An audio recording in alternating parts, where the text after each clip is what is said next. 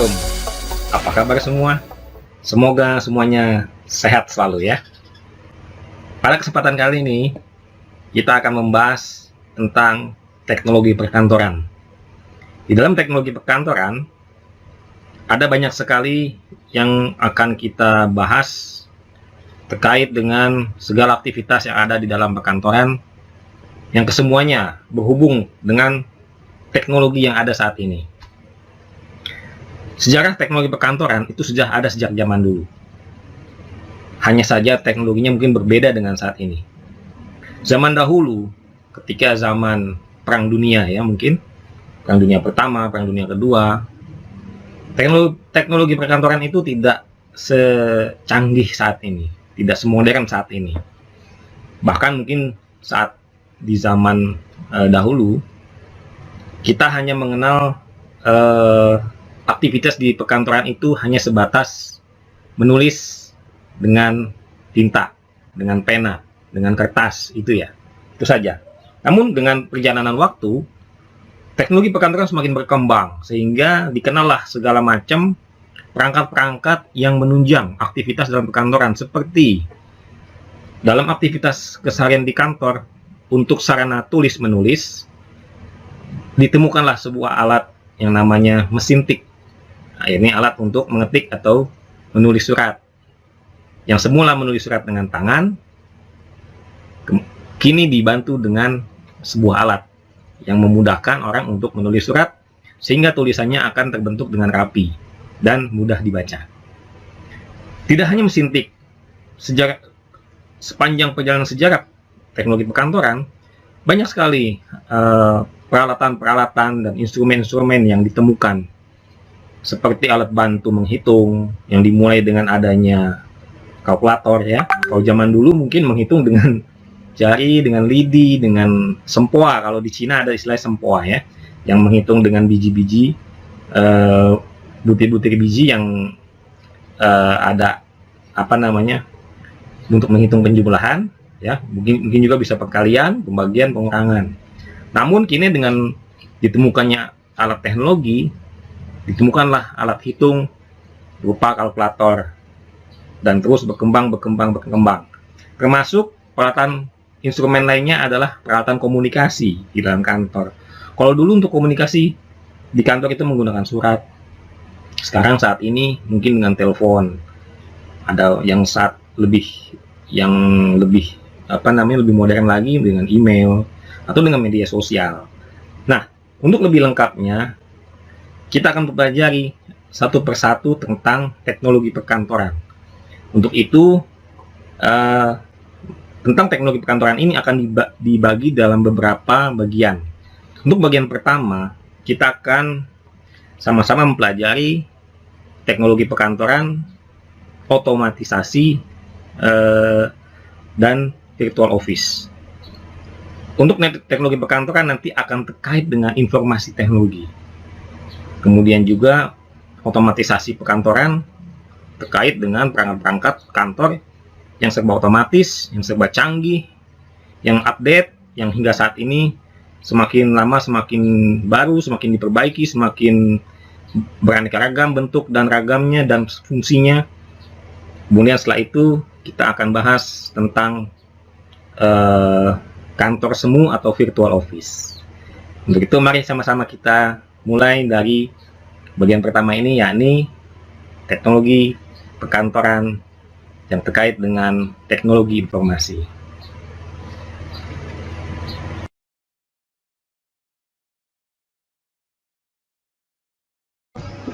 Information Technology. Sejarah penggunaan teknologi perkantoran itu sudah ada sejak zaman dahulu kala. Pada zaman dahulu, teknologi perkantoran itu masih secara manual. Mungkin kalau saat ini dibilangnya kuno, ya, sudah ketinggalan zaman bahasanya. Seperti penulisan surat misalnya. Pada zaman era penjajahan kolonial, perkantoran itu masih menggunakan kertas dan pena. Bahkan mungkin penanya masih model kuas dan tinta celup untuk catat-mencatat penulisan surat, koresponden ya. Lalu reporting, laporan-laporan, kemudian dokumentasi seperti surat lahir, bukti kematian, lalu seperti pembuatan transaksi-transaksi, seperti pembuatan sertifikat atau tanda bukti jual beli, kemudian untuk segala aktivitas pembukuan dan lain-lainnya. Pengertian teknologi informasi. Teknologi informasi bisa diartikan sebagai sebuah sarana yang dapat membantu manusia dalam membuat, menyimpan, mengubah, dan menyebarluaskan sebuah informasi. Teknologi ini mempunyai kecepatan yang sangat tinggi, ya, dalam menyatukan antara komputasi dan komunikasi dalam bentuk data, gambar, suara, dan video.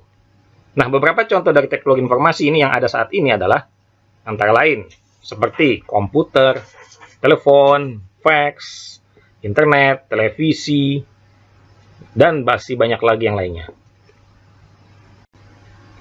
Setelah mengetahui pengertian dari teknologi informasi, maka jelas bahwa di dalam perkantoran, teknologi informasi itu memiliki peran yang sangat penting. Namun sebelumnya, kita harus tahu dulu makna dari kata teknologi perkantoran. Nah, teknologi perkantoran itu berasal dari dua suku kata, yaitu teknologi, yang berarti alat, mesin, cara, atau proses, atau mungkin juga kegiatan, ataupun gagasan yang dibuat untuk mempermudah segala macam aktivitas manusia dalam kehidupannya sehari-hari. Dan arti kantor itu artinya sebagai tempat berlangsungnya pekerjaan kantor atau tempat berlangsungnya kegiatan-kegiatan administrasi. Nah, jadi teknologi perkantoran itu adalah suatu cara atau alat bantu untuk mempermudah segala jenis pekerjaan kantor. Nah, pekerjaan kantor atau yang bisa disebut office work itu berdasarkan artikulasi adalah administrasi yang meliputi kegiatan catat-mencatat, surat-menyurat, pembukuan ringan, ketik-mengetik, dan lain-lain. Nah, dengan adanya teknologi informasi ini, maka semua pekerjaan kantor akan menjadi efektif dan efisien, serta membuat semua informasi menjadi sangat menjadi sangat ringkas, mudah, akurat, ya, dihasilkan pada waktu yang tepat dan dengan biaya yang sangat rendah atau murah. Tadi telah diketahui arti dari pekerjaan kantor atau office work berdasarkan artikulasi itu administrasi yang meliputi kegiatan catat-mencatat, surat-menyurat, pembukuan ringan, ketik-mengetik, dan lain-lain. Nah, arti lain dari pekerjaan kantor, pengertiannya adalah suatu kegiatan kesekretariatan dan administratif yang berkaitan dengan kegiatan mengumpulkan atau menghimpun, serta mencatat, kemudian mengolah, menggandakan atau yang biasa kita sebut copy, ya, dan menyimpan atau save. Nah, berkembangnya teknologi informasi ini, kegiatan kesekretariatan dan administratif dapat dipermudah dengan perangkat komputer yang disebut dengan istilah otomatisasi atau otomasi perkantoran. Dalam bahasa Inggrisnya disebut office automation. Office automation ini termasuk proses automatization. Nah, untuk lebih jelasnya lagi pemahaman dalam automatization ini, kita ikuti sejarah dari automatization. Dalam sejarah perkembangan teknologi perkantoran atau perkembangan otomatisasi, itu sebetulnya sudah ada sejak zaman dulu, sejak zaman Nabi dan Rasul. Sebagai contoh, pada zaman dahulu, sekitar 500 tahun sebelum Masehi, itu sudah dikenal yang namanya alat hitung, tapi masih dalam bentuk tradisional. Nah, zaman dikala itu, zaman sekitar 500 tahun sebelum Masehi, itu sebenarnya sudah ada kalkulator mekanik.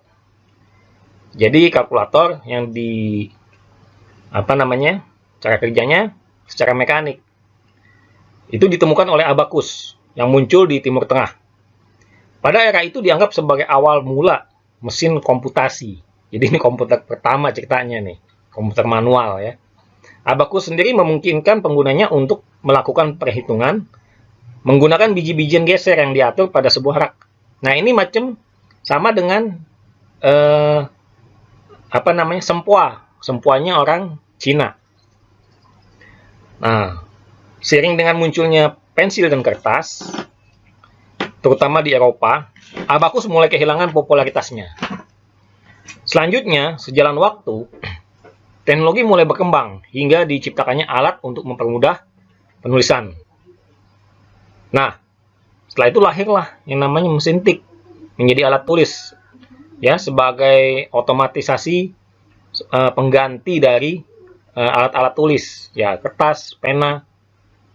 Nah, mesin tik ini menjadi alat tulis otomatis yang legendaris karena alat ini mempermudah penulisan teks ke dalam kertas dari awal penemuannya di tahun 1557. Dan kemudian 100 tahun kemudian, setelah ditemukannya mesin tik pertama itu, muncullah alat hitung generasi kedua. Katakan ini kalkulatornya generasi kedua, ya, yang ditemukan oleh Blaise Pascal sekitar tahun 1623 sampai 1962, yang mana dia orang Prancis. Ya, ini mengembangkan kalkulator pertama di dunia tahun 1642.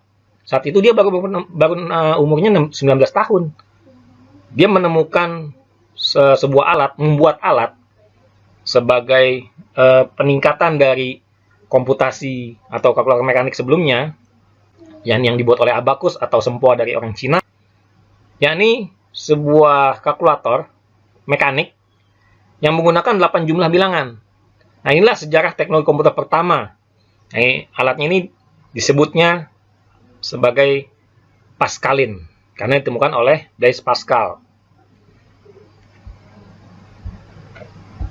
Sekilas tadi sudah kita ketahui sejarah alat hitung.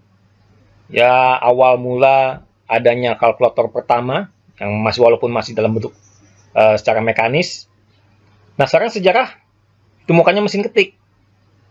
Nah, sebagai alat bantu untuk menulis, pengganti kertas dan pena.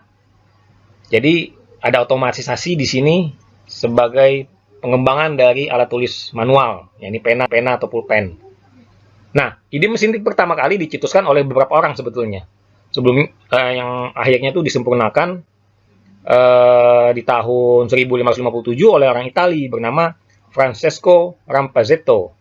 Dia menciptakan mesin tik bernama Scrittura Tattile. Nah, dari awal penemuannya ini di tahun 1557, mesin tik itu banyak digunakan oleh pelaku bisnis dan menjadi produk yang laris manis di zamannya itu, ya. Nah, pada tahun 1714 muncul Henry Mill yang mematenkan temuan mesin tiknya di Inggris di tahun 1808. Nah, ini penemu dari Italia bernamanya Pellegrino Turri, ya, Pellegrino Turri. Nah, Pellegrino Turri menemukan kertas karbon yang digunakan sebagai kertas standar mesin tik pada zaman itu. Jadi, untuk mencetak tulisan dari mesin tik itu dengan media karbon.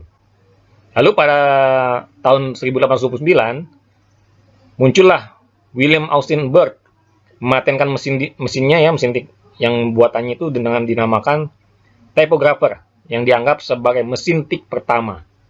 Jadi kalau zamannya Francesco Rampazzetto, mesin tiknya masih bentuk, ya, sangat besar sekali, ya, seperti sebuah piano yang besar.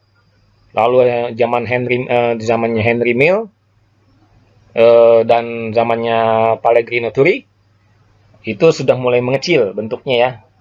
Dan di zaman William Austin Bird, tipografer adalah penyempurnaan dari model-model sebelumnya. Selanjutnya ini adalah model pengembangan dari versi-versi sebelumnya yang sudah disempurnakan.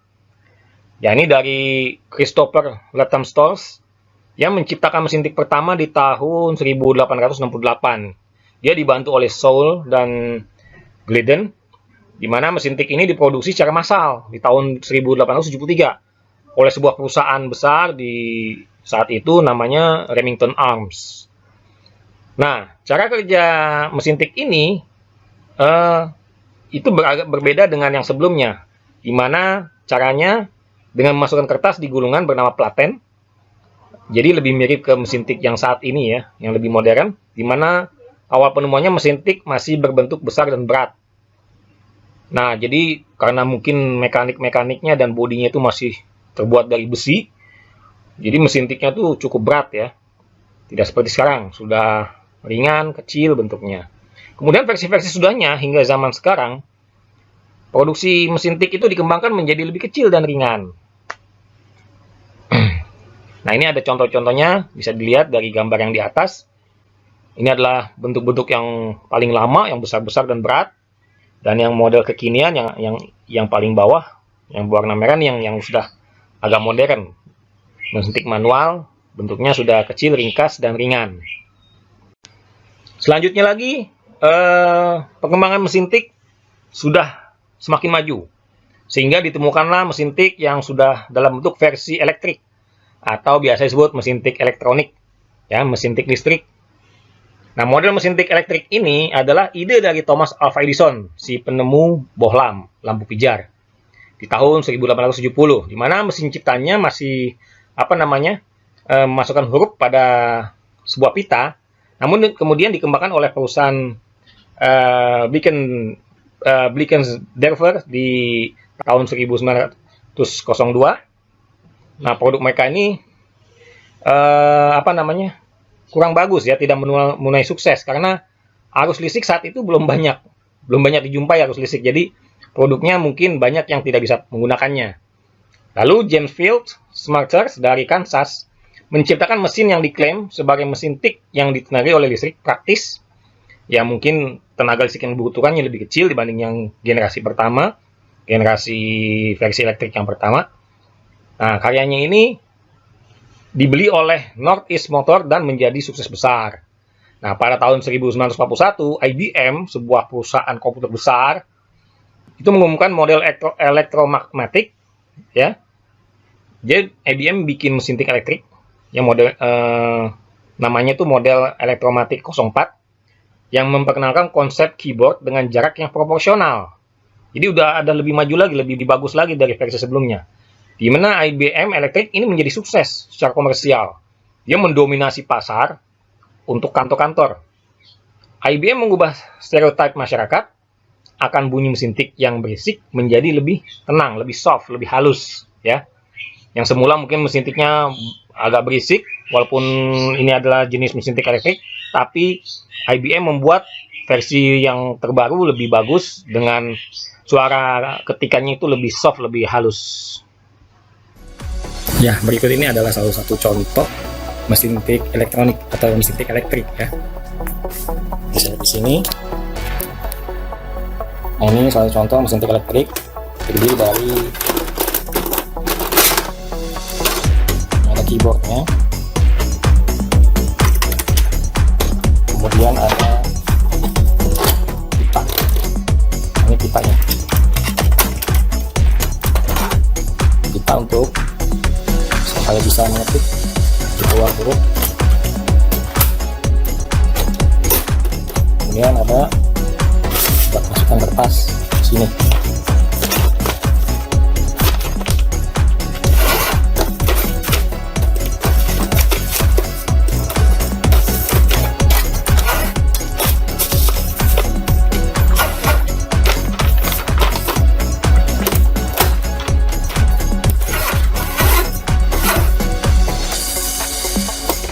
Buat setel bagus atau tidak, kunci.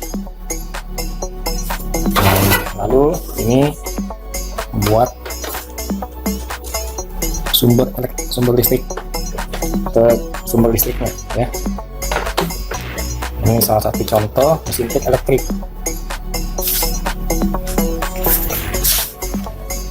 Jadi demikian tadi contoh salah satu mesin tik elektrik yang hingga saat ini masih banyak digunakan. Zaman semakin berkembang, kehadiran mesin tik semakin lama akan menemui satu lawan main baru, artinya rival yang dapat mengalahkan popularitas mesin tik, baik itu mesin tik manual maupun mesin tik elektrik. Nah, akhir dari sebuah era mesin tik ini akibat penurunan penjualan IBM. Mana IBM menjual divisi mesin tiknya kepada Lexmark tahun 1990 yang di sekitar 20 tahun yang lalu. Meningkatnya penjualan personal komputer di tahun itu, atau yang biasa kita sebut komputer PC, itu juga turut mempengaruhi pudarnya pasaran mesin tik. Apalagi hadirnya printer semakin membuat masyarakat melupakan mesin tik. Nah, walaupun kini jarang digunakan, namun mesin tik masih tetap berpengaruh untuk beberapa penulis seperti Tom Wolfe, ya, seorang penulis terkenal, juga instansi-instansi pemerintahan layaknya seperti kantor-kantor polisian. Ya mungkin di kota-kota besar saat ini kantor polisi di sentra pelayanan masyarakat sudah menggunakan komputer, tapi di beberapa daerah, apalagi daerah-daerah terpencil, itu masih menggunakan mesin tik. Bahkan bukan mesin tik elektrik, masih mesin tik manual yang suaranya cukup berisik, ya, modelnya juga cukup besar. Nah, itu bisa kita temui di beberapa daerah, di kantor-kantor pemerintahan atau kantor-kantor kepolisian. Untuk contohnya membuat surat kelakuan baik atau segala macam dokumen-dokumen terkait dengan keperluan masyarakat. Apakah dengan hadirnya komputer PC atau laptop saat ini membuat mesin ketik punah? Tidak demikian. Kini mesin tik kembali hadir di zaman sekarang ini. Kita sebutnya mesin tik reborn. Mesin tik ini dibuat oleh Adam Lab dan Patrick Powell dari Michigan, USA. Nah, namanya Hemingwright. Nah, Hemingwright ini adalah sebuah mesin ketik elektrik, tapi modelnya sudah lebih canggih dari model-model mesin ketik elektrik sebelumnya. Karena ini lebih mirip seperti laptop, ya. Hemingwright ini mengingatkan pada mesin ketik jadul, ya, seperti zaman dulu, ya. Meski tentu saja lebih modern. Nah, fungsinya benar-benar hanya untuk mengetik, beda dari laptop yang bisa digunakan untuk banyak fungsi lain, ya, email, internet, segala macam. Ya, ini mirip laptop, hanya fungsinya mengetik tok saja, nggak ada yang lain. Nah, Hemingwright ini memiliki tombol keyboard QWERTY, ukurannya besar, dan layar hitam putih di tengah. Ia terhubung dengan penyimpanan awan, atau yang biasa disebut cloud. Jadi, hasil ketikan yang dibuat oleh di Hemingwright ini, setelah itu dapat kita simpan filenya, file ketikan kita di cloud. Hemingwriter ini adalah mesin ketik digital minimalis untuk menulis tanpa gangguan. Perangkat ini mengkombinasikan kesederhanaan mesin ketik dengan teknologi modern seperti layar elektronik dan adanya penyimpanan di cloud. Itu kata penemunya atau penciptanya. Nah, karena hanya bisa dipakai untuk menulis, pengetik diharapkan bisa lebih fokus saat memakai Hemingwriter ini. Hasil tulisan dari Hemingwright ini disimpan di layanan penyimpanan cloud seperti Google Drive atau Dropbox atau bisa di Yahoo, ya, melalui koneksi Wi-Fi. Nah, untuk bentuknya dapat kita lihat pada gambar ini benar-benar mirip seperti laptop, ya. Dijinjing dibawa kemana-mana, ringan, enteng, tapi tombol-tombolnya ergonomis, enak dipakai digunakannya. Dan tombol-tombolnya cukup soft, lunak, ya, seperti mesin tik elektrik sebelumnya. Nah, sekarang evolusi mesin ketik ke komputer.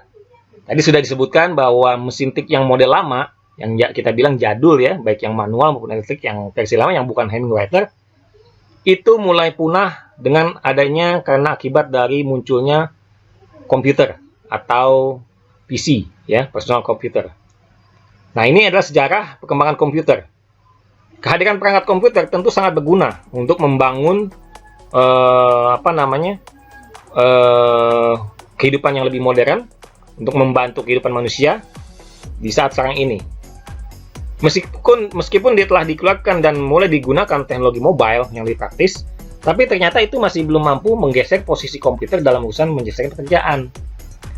Nah, perkembangan komputer juga sudah terlihat dari beberapa dekade yang lalu, bahkan dari komputer yang tidak bisa dibawa, ya, seperti PC, portable computer, personal computer, hingga kini yang lebih praktis seperti laptop dan bisa dibawa kemanapun dan kapanpun. Pengguna mau dipakai pergi jauh, mau dibawa belanja, mau dibawa ke kantor, dibawa ke sekolah, bisa dibawa kemana-mana. Nah, ini komputer yang dalam bentuk laptop, ya. Nah, sebelum mencapai titik tersebut, komputer sendiri punya sejarah, ada historinya nih. Ini jadi evolusi mesin ketik ke komputer.